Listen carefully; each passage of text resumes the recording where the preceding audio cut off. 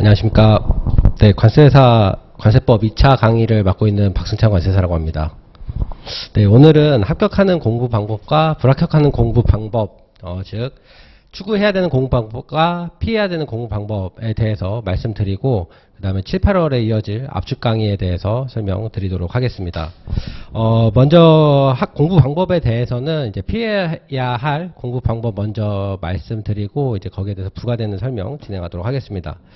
일단 첫 번째는 너무 깊게 파고들지 말라는 겁니다. 일단 공부를 하다 보면 이제 처음 접하는 과목이기도 하고, 어쨌든 법이라는 과목 특성상 어떤 학문적 갈증이 있을 수가 있는데, 그거는 합격 후에 해결하는 것으로 하고, 일단은 시험에 합격할 수 있는 공부를 해야 합니다. 그래서 특정 개념에 꽂혀서 매몰되지 않았으면 좋겠고요. 그 다음에 그렇게 이해가 안 되는 것 같은 경우는 시간이 지나면 당장은 이해가 안 되지만 다른 개념들을 보면서 시간이 지나서 이해되기도 하기 때문에, 그런 면에서 너무 한 가지에 꽂혀서 깊게 파고들지 않았으면 좋겠고요. 두 번째는 처음부터 완벽하게 하려 하지 말라는 겁니다. 법조문을 보다 보면 조문을 처음부터 완벽하게 암기하려는 욕구가 생길 수가 있는데요. 내용이 워낙 관세법은 방대하기도 하고, 그 다음에 법조문이라는 특성상 암기를 하게 되면 그 휘발성이 매우 강합니다. 때문에 회독수를 늘려서 자연스럽게 암기하는 방식으로 가야 할 건데요. 이제 예를 들면 과거에 이제 저희가 이제 좋아하는 노래 가사 같은 경우는 사실 많이 들음으로써 자연스럽게 외워지는 과정을 거치잖아요. 마찬가지로 관세법 공부도 노래 가사처럼 그렇게 쉽지는 않겠지만 반복해서 보고 회독수를 늘리면서 조금씩 확장해 가는 방식으로, 살을 붙여가는 방식으로 공부하는 게 합격을 향한 공부 방법이라고 생각을 합니다. 그리고 세 번째는 이제 기본에 충실하라는 겁니다. 최근에 기출문제를 보면 굉장히 지엽적인 문제 부분에서 출제가 많이 되고 있습니다. 출제 경향이 그렇기 때문에 지엽적인 것들을 이제 쫓아갈 수도 있으나, 기본은 언제나 중요합니다. 기본이 되어야 그런 지엽적인 부분에 대한 해결도 되는 것이고, 기본을 늘려야 지엽적인 부분에 대한 공부 역시 늘릴 수가 있습니다. 기본을 소홀히 하고 지엽적인 부분을 공부하면서 운에 맡기기에는 굉장히 소중한 시간이라고 생각을 하고요. 혹 합격선에 이르더라도 관세사가 되어서 더 큰 문제를 발생시킬 수 있다고 생각합니다. 그래서 일단 기본에 충실한 공부를 꼭 하셨으면 좋겠고요. 네 번째는 남들과 비교하지 말고 조급해하지 말라는 겁니다. 시험 준비라는 것이 그 특성상 1위 1비 하기가 굉장히 좋습니다. 이제 1위 1비 할 요소들이 워낙 많죠. 같이 이제 공부하는 수험생분들을 보면서 저 친구는 이까지 했는데 나는 이거밖에 안 돼, 나는 이것도 몰라 라고 자책할 수도 있고 비교할 수도 있고, 그러다 보면 자꾸 쫓기고 조급해지게 됩니다. 하지만 이제 2차 시험이라는 것은 결국 그 시험 당일날 완성하면 되는 것이고, 그날 모든 걸 쏟아내면 되는 것이 2차 시험이기 때문에 굳이 남들하고 비교하면서 에너지 낭비하지 마시고, 일단 내 자신을 이긴다라는 목표를 가지고 공부를 준비하시면 좋을 것 같습니다.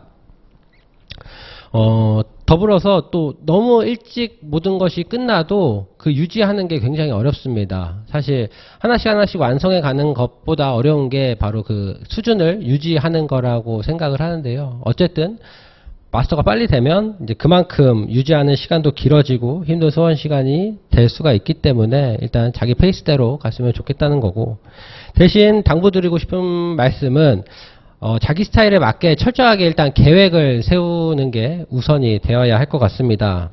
수험 기간이라는 시간이 뭐 짧게는 1년이지만 그 이상이 될 수도 있는 거고, 어쨌든 1년 안에 어느 정도 수준에 올라가야 하는 거기 때문에 본인 스타일에 맞게, 본인의 한도에 맞게 장기간에 적합하도록 계획을 철저하게 좀 세워주시면 좋을 것 같고요. 만약에 중간에 그러한 계획에 오류가 생긴다면 또 과감하게 수정할 필요도 있습니다. 이제 그럴 때 뭐 저를 비롯한 다른 강사분들의 의견을 듣고 참고하는 것도 분명히 도움이 될 거라 생각을 하고요.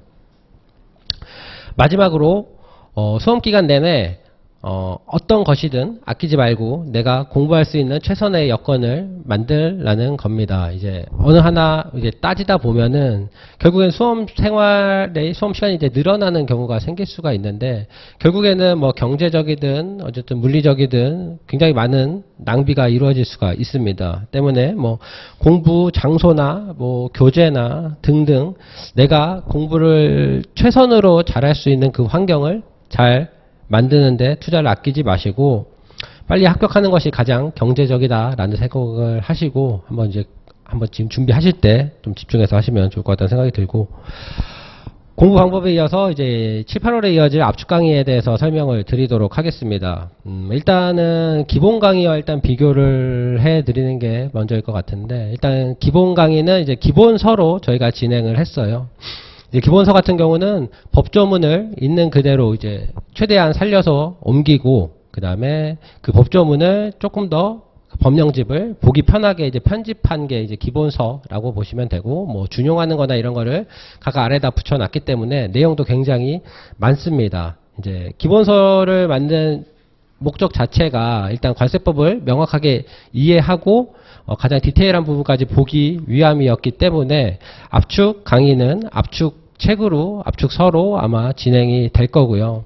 압축서는 그러한 기본서의 내용을 이제 실제 시험에 활용할 수 있도록 기술할 수 있도록 예를 들어서 일부 표현을 좀 수정을 하고 그다음에 뭐 예를 들면 청문이나 뭐 벌칙 같은 규정들을 해당 사항 안에 이제 옮겨 놓음으로써 연계해서 공부가 가능하도록 되어 있습니다.